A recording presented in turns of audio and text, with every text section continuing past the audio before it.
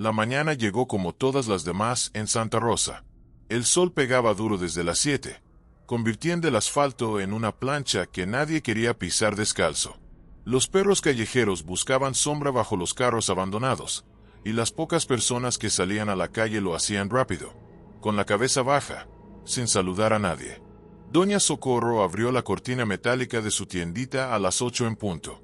El chirrido del metal oxidado era el mismo de siempre, un sonido que el barrio conocía mejor que cualquier campana de iglesia.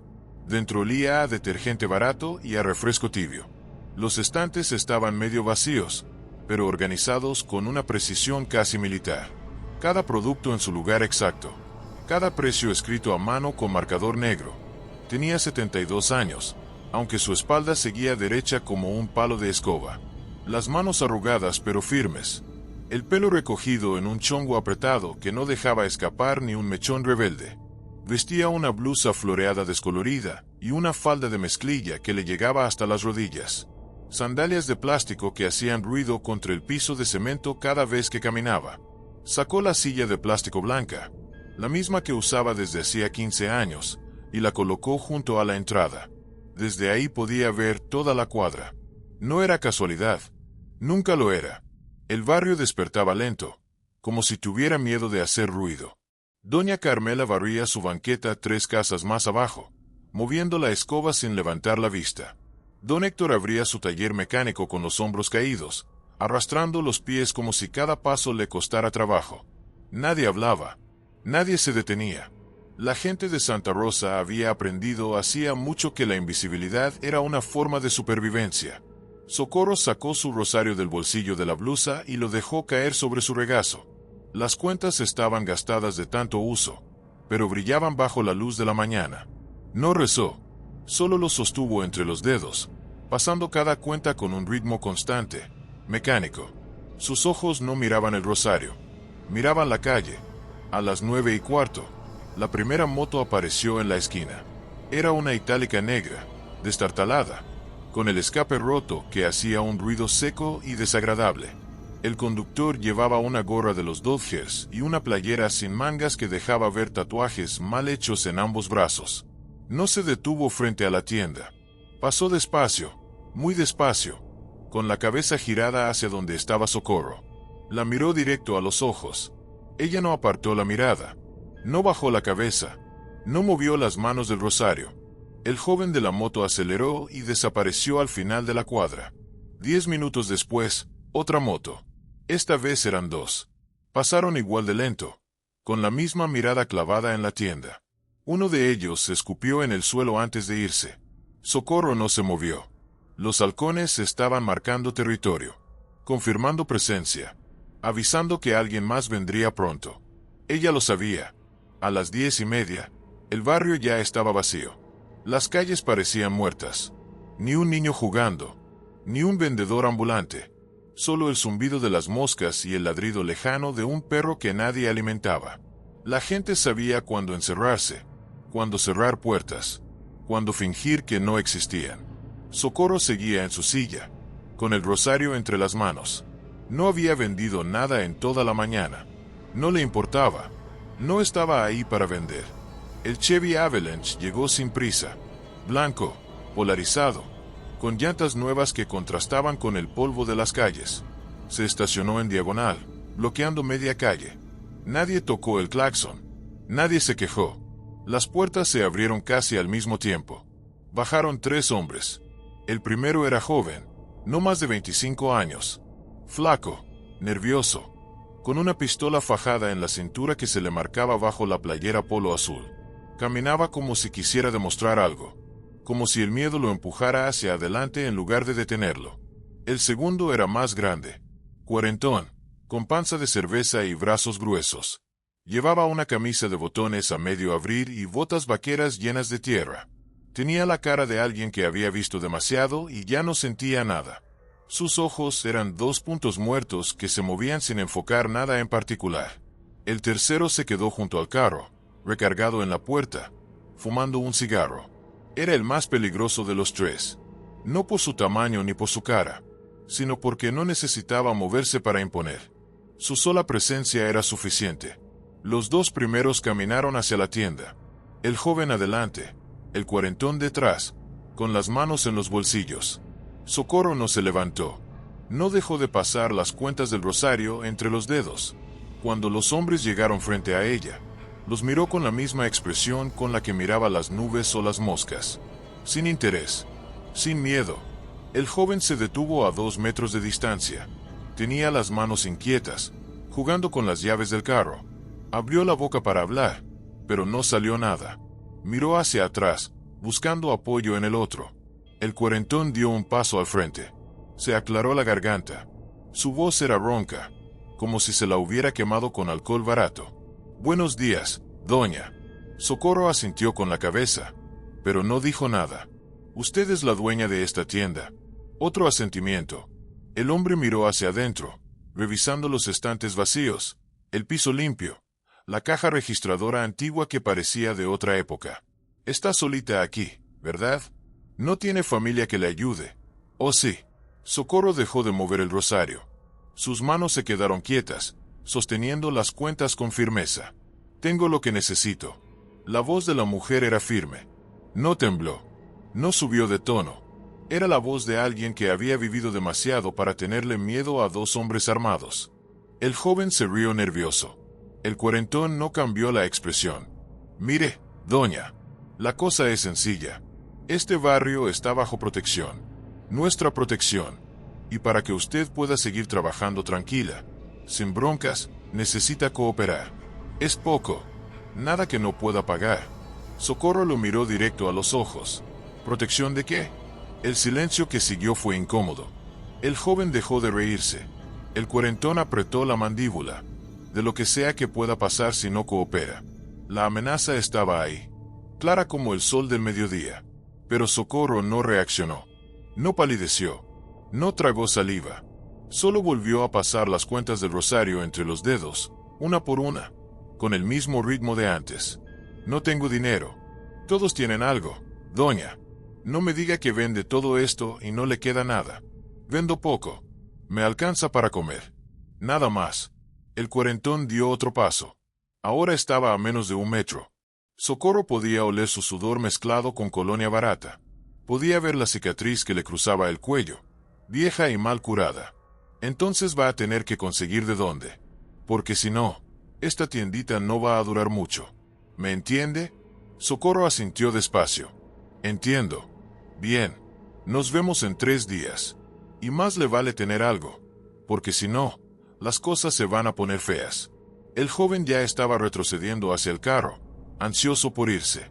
Pero el cuarentón se quedó un momento más, mirando a Socorro como si buscara algo en su cara. Una señal de miedo, de sumisión, de quiebre. No encontró nada. Se dio la vuelta y caminó hacia el Chevy. Los 3 subieron. El motor arrancó con un rugido innecesario.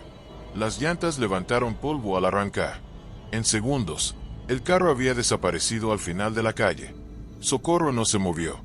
El barrio seguía en silencio. Las cortinas seguían cerradas. Nadie había salido. Nadie había visto nada. Ella dejó el rosario sobre su regazo y se quedó mirando el punto exacto donde había estado el carro. Sus ojos no parpadeaban. Su respiración era tranquila, controlada. Pasaron 5 minutos. 10. 15. Entonces, con un movimiento casi imperceptible, Socorro levantó la mano derecha y tocó el rosario 3 veces. 3 toques suaves, deliberados, como si estuviera rezando. No estaba rezando. Al otro lado de la calle, en el segundo piso de una casa abandonada, una cortina se movió apenas 1 centímetro. Alguien estaba mirando. Alguien había visto todo. Alguien había entendido la señal. Socorro se levantó de la silla con la misma calma de siempre. Recogió el rosario y lo guardó en el bolsillo. Entró a la tienda, dejando la puerta abierta. Se sirvió un vaso de agua tibia y se lo tomó despacio, mirando hacia la calle vacía. No tenía miedo. Nunca lo había tenido. Porque ella no era la víctima. Ella era la trampa. El juego. Los 3 días pasaron como arena entre los dedos. Socorro abrió la tienda cada mañana a la misma hora. Barrió la banqueta. Acomodó los productos. Atendió a los pocos clientes que se atrevían a entrar. Todo normal. Todo como siempre. Pero el barrio sabía. Las conversaciones se cortaban cuando ella pasaba cerca. Las miradas se desviaban. Los niños ya no jugaban frente a su tienda. Era como si una sombra invisible la siguiera a donde fuera, marcándola, separándola del resto. La gente de Santa Rosa había aprendido a reconocer esa sombra. Sabían lo que significaba. Doña Carmela dejó de saludarla. Don Héctor cerraba la puerta de su taller cuando la veía venir. El señor de los tamales cambió su ruta y ya no pasaba por esa cuadra. Nadie quería estar cerca cuando llegara el momento. Socorro lo entendía. No los culpaba. El miedo era más fuerte que la solidaridad en un lugar como este. La tarde del tercer día, el cielo se puso gris. Nubes bajas, pesadas, que amenazaban con lluvia pero nunca se decidían a soltar una gota. El calor se volvió pegajoso, denso. El tipo de calor que se te mete en los pulmones y te cuesta respirar. A las 5 de la tarde, Socorro cerró la cortina metálica hasta la mitad. Sacó su silla blanca y se sentó afuera, con el rosario en las manos. Esta vez lo dejó colgando, visible, balanceándose ligeramente con el viento caliente que venía del este. No tuvo que esperar mucho. El Chevy Avalanche apareció a las 5:15. Misma camioneta, mismos hombres, pero esta vez venían 4. Se estacionaron igual que antes, bloqueando la calle. Las puertas se abrieron y bajaron con la misma arrogancia de siempre, pero había algo diferente en el aire. Una tensión que no estaba presente 3 días atrás. El cuarentón venía al frente. El joven nervioso a su lado. Los otros 2 se quedaron cerca del carro, vigilando. Uno de ellos llevaba un rifle corto debajo de una chamarra, sin importarle que se notara. Socorro no se levantó. Los esperó sentada, con las manos sobre el rosario. El cuarentón llegó hasta donde estaba ella y se detuvo. No sonrió. No hizo el teatro de la cortesía de la última vez. Ahora el tono era directo. ¿Tienes lo que te pedimos? Socorro levantó la mirada. Sus ojos eran tranquilos, casi aburridos. No. El silencio que siguió fue como un vidrio a punto de quebrarse. El joven dio un paso atrás, instintivamente. El cuarentón apretó los puños. No, no tengo dinero. Ya te lo dije. Te dimos 3 días, vieja. 3 pinches días para que consiguieras algo. ¿Y me sales con que no tienes nada? Socorro no respondió. Solo siguió mirándolo con esa calma que empezaba a irritarlo más que cualquier insulto. El cuarentón miró hacia los lados, como si buscara testigos. Pero la calle estaba vacía. Las ventanas cerradas. Nadie iba a intervenir. Nadie iba a ayudarla. ¿Sabes qué, doña? Creo que no me estás tomando en serio. Creo que piensas que esto es un juego. No es un juego. Entonces dame una razón para no quemar esta pinche tienda ahora mismo. Socorro tocó el rosario entre sus dedos. Un movimiento pequeño, casi imperceptible. 3 cuentas, una después de otra. La respuesta tomó al cuarentón por sorpresa. Su cara se torció en una mueca de confusión y rabia. ¿Qué dijiste? Que no te conviene. Todavía no. El joven nervioso se rió, pero la risa sonó falsa, forzada. El cuarentón lo cayó con una mirada. ¿Me estás amenazando, vieja? Estoy diciendo la verdad. Si me quemas, si me tocas, alguien va a preguntar. Y cuando pregunten, van a venir. Y cuando vengan, tú vas a tener que dar explicaciones. ¿Quieres eso? Era un farol. Tenía que serlo. Pero la forma en que lo dijo, con esa voz firme, sin dudar, hizo que el cuarentón se detuviera. ¿Quién va a venir? ¿Quién chingados va a preguntar por ti? Socorro no respondió. Solo lo miró. Y en esa mirada había algo que él no podía descifrar. No era desafío. No era miedo. Era algo más. Algo que le recordaba a las veces que había metido la mano en un lugar oscuro sin saber qué había adentro. El hombre escupió en el suelo, frustrado. Está bien. Te voy a dar una oportunidad más. Pero esta vez no voy a venir solo a hablar. ¿Me entiendes? Socorro asintió despacio. Entiendo. Siéntate aquí y piénsalo bien. Porque la próxima vez no va a haber más conversación. Se dio la vuelta, pero antes de irse, se detuvo. Miró hacia la tienda, como si estuviera evaluando algo. Luego volvió a mirar a Socorro. ¿Vives sola aquí atrás? Sí. ¿Nadie viene a verte? ¿Nadie pregunta por ti? Nadie. El cuarentón sonrió. Fue una sonrisa fea, torcida. Entonces nadie te va a extrañar. Se fue caminando hacia el carro. Los otros tres lo siguieron. Subieron, arrancaron, se fueron. Socorro se quedó sentada. No se movió durante los siguientes 10 minutos. El rosario seguía en sus manos, balanceándose suavemente. Entonces, desde adentro de la tienda, escuchó un ruido, un crujido ligero, como si alguien moviera una silla. No se sobresaltó, no volteó. Ya se fueron, dijo en voz baja, sin mirar hacia atrás. Del fondo de la tienda salió un hombre. Vestía ropa civil, jeans y una camisa de cuadros desteñida. Pero sus movimientos eran precisos, entrenados. Traía un radio pequeño en la mano y unos audífonos colgando del cuello. Los 5 puntos confirmados, dijo el hombre, revisando su reloj. 4 vehículos, 7 hombres, 2 armados visiblemente. Socorro asintió sin mirarlo. ¿Grabaron todo? Cada palabra, incluida la amenaza directa. ¿Identificaron al del rifle? Sí, lo tenemos en la base de datos. Se llama Iván Mora. Tiene 3 órdenes de aprehensión pendientes. Socorro dejó escapar un suspiro largo. ¿Cuánto falta? El hombre guardó el radio en su bolsillo. 48 horas. Tal vez menos si regresan antes. Van a regresar. Lo sé. Por eso necesitamos que aguante un poco más. Solo un poco. Socorro cerró los ojos. Por primera vez en 3 días, su rostro mostró algo parecido al cansancio. No soy tan joven como creen. Nadie le está pidiendo que pelee, doña Socorro. Solo que se quede aquí. Solo que sea visible. Eso es todo. Ser visible en un lugar como este es lo más peligroso que existe. El hombre no dijo nada. Sabía que tenía razón. Mañana vengo a las 6 de la mañana. Vamos a instalar otro micrófono en el poste de afuera. Si algo sale mal, usted grita. Nosotros entramos. De acuerdo. Socorro abrió los ojos. Miró al hombre con una mezcla de resignación y algo que podría parecerse a la tristeza. Si algo sale mal, no van a llegar a tiempo. Y los dos lo sabemos. El hombre no pudo sostenerle la mirada. Bajó la cabeza y caminó hacia la puerta trasera de la tienda. Antes de salir, se detuvo. Gracias por hacer esto. Socorro no respondió. Solo volvió a mirar hacia la calle vacía, con el rosario en las manos. Cuando el hombre se fue, ella se levantó de la silla y entró a la tienda. Cerró la cortina metálica por completo. Puso el candado. Caminó hacia la parte trasera, donde tenía su cama, su estufa, su vida entera reducida a 20 metros cuadrados. Se sentó en la orilla de la cama y dejó caer el rosario sobre el colchón. Se quitó las sandalias. Se frotó los pies cansados. Afuera, el barrio seguía en silencio. Pero era un silencio diferente. El tipo de silencio que viene antes de que algo se rompa.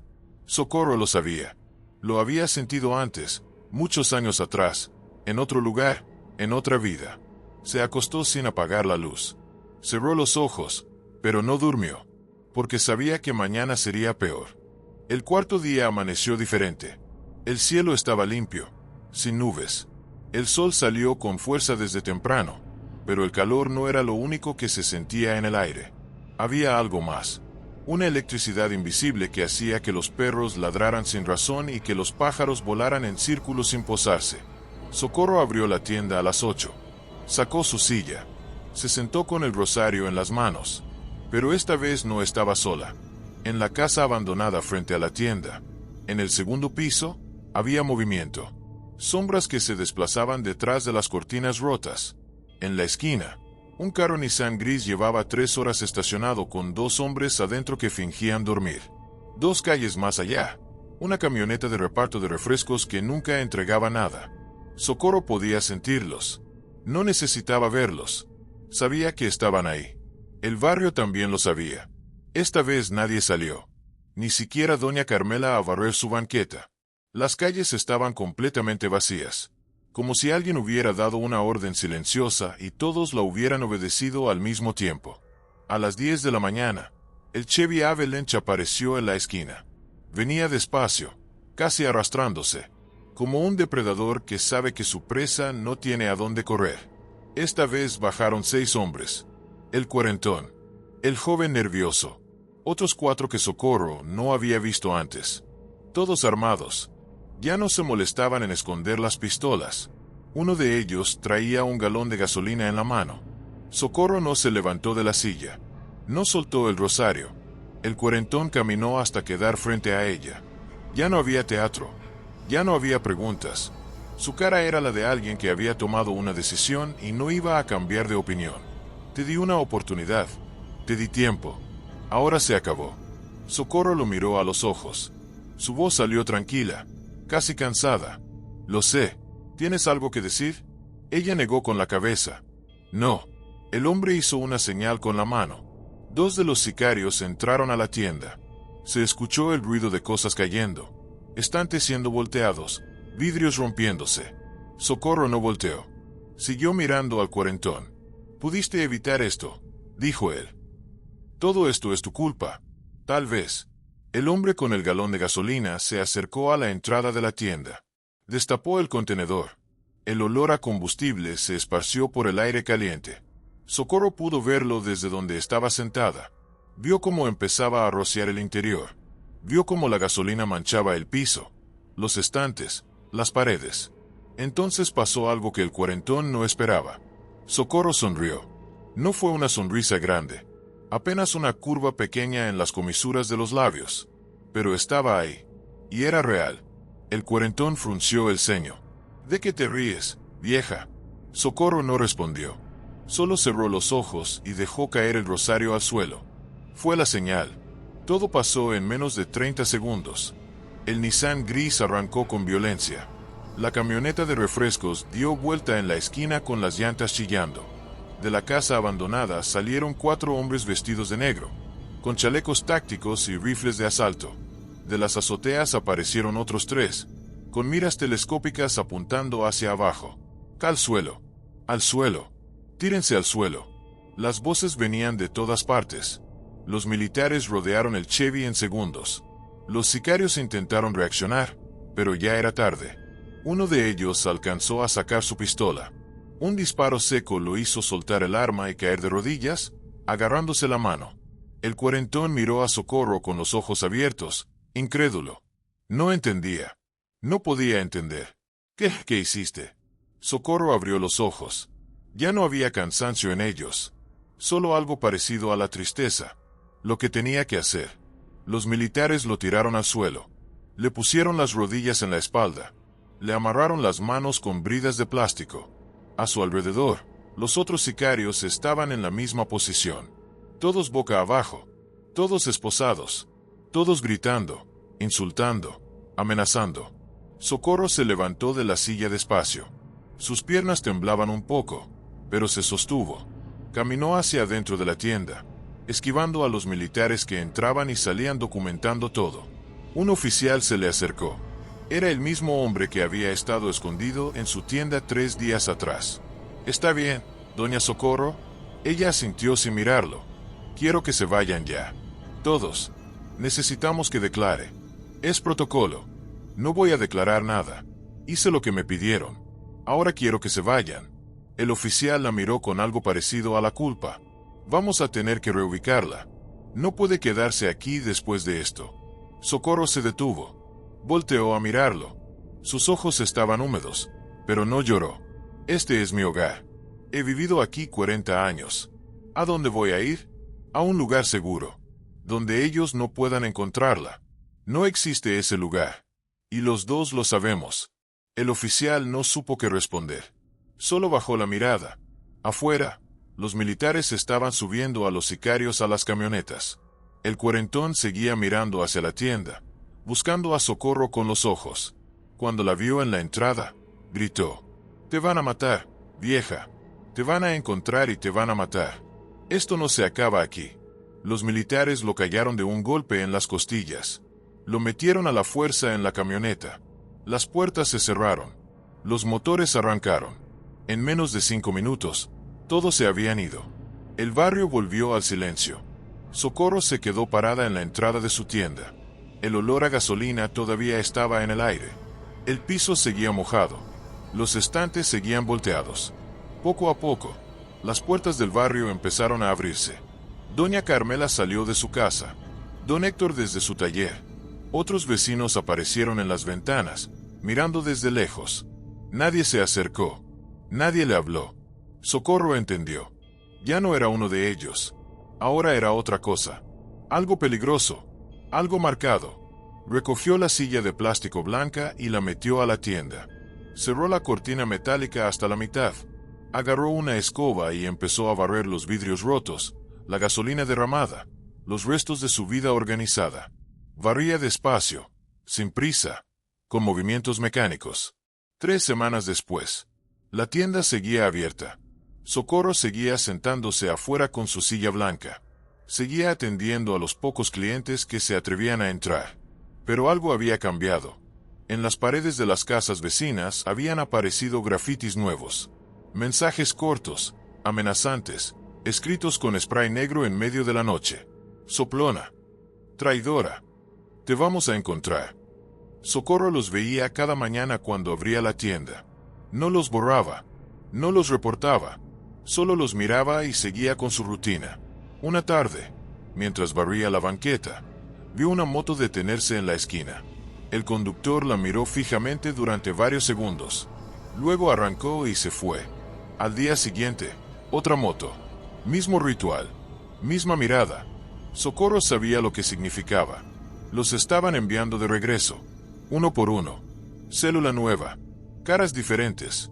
Misma estructura. El ciclo empezaba otra vez. Esa noche, Socorro se sentó en su cama con el rosario entre las manos. No rezó. Solo se quedó mirando la pared vacía, pensando en todo lo que había perdido y en todo lo que iba a perder todavía. Había ayudado a capturar a 6 hombres. Los militares le habían dicho que era un golpe importante, que había salvado vidas, que había hecho lo correcto. Pero mientras estaba ahí sentada, en esa habitación pequeña que olía a humedad y a miedo, no sentía que hubiera ganado nada.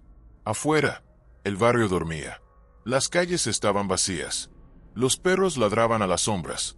Y en algún lugar, lejos de Santa Rosa, alguien ya estaba planeando la próxima visita. Porque así funcionaban las cosas. Siempre había alguien más. Siempre había una siguiente célula. Siempre había una siguiente amenaza. Y Socorro lo sabía. Por eso, cuando apagó la luz y cerró los ojos, no sintió alivio. Sintió cansancio.